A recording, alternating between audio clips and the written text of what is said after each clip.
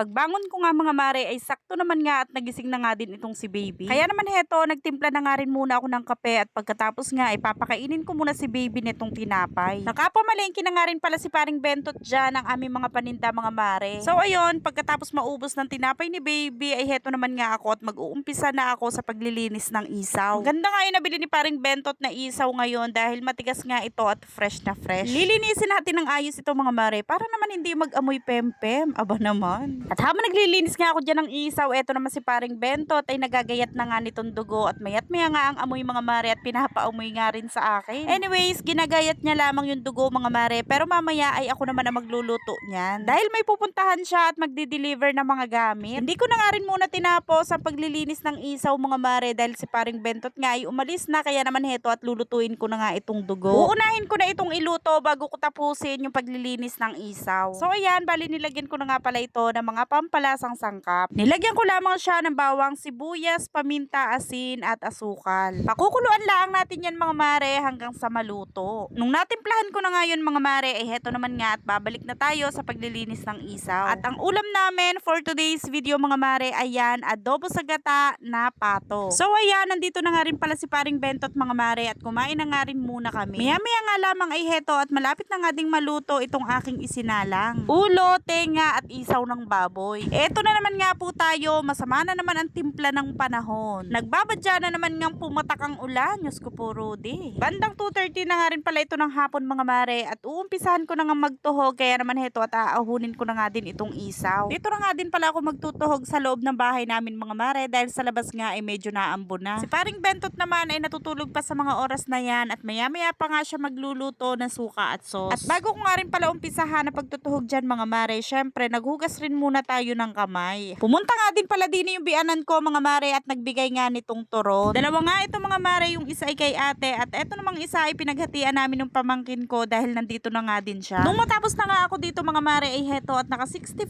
pieces nga pala ako. Tapos eto mga mare, mag-alas 6 na nga rin pala ito ng hapon at ngayon pala ang talaga kami makakapagtinda. Nako, ilang araw na nga din kaming ganitong oras nakakapagsimula sa pagtitinda. Ayan, habang nag-half cook ako ng atay ay meron na nga ring mangilan-ngila na nabili. Pinagbabalot na nga rin pala muna ako ni paring Bentot ng suka at sauce at habang walang nabili mga mare ay heto at mauupo nga muna ako din sa isang tabi. Syempre, as always, kasama ko ulit yung pamangkin ko. Yung tagapaspas ko ng langaw mga mare, naku po, napakadalang ngumiti. Kukunti na nga rin pala yung uling din mga mare, kaya naman heto at maglalagay muna ako. Maaga nga rin palang bumili ng atay yung aking suki mga mare at madami nga palang bumili yon kaya naman kukunti na nga din pala yung nakadisplay ko dyan. Araw-araw nga yung nabili dito mga mare dahil pinapakain nga pala nila yon sa kanilang alagang aso. Minsan kasi mga mare ay nauubusan na siya kaya naman kahapon ay inagahan na nga niya ang pagpunta dito. Naubusan na nga din pala ako ng balot ng suka at sauce mga mare kaya naman tinawag ko muna si paring Bentot para ipagbalot niya ako. Wala rin naman kasi siyang pasahero sa mga oras na yan. At habang walang nabili ay heto at inayos ko muna yung aking mga paninda. Medyo marami pa nga din ito mga mare. Medyo marami pa rin yung paninda kong isaw ng baboy at isaw ng manok. At ang unang naubos dyan mga mare ay yung atay at ulo ng manok. Tapos maya-maya ayan at bumili na nga din pala yung kumpare ko ng 4 na hotdog. Medyo nalula nga ako sa mga oras na yan mga mare kaya naman nagpatulong na nga din muna ako dito kay paring Bentot at siya na nga rin muna yung pinagpaypay ko. Ewan ko pa paglingon ko mga mare ay nakaramdam nga ako ng lula.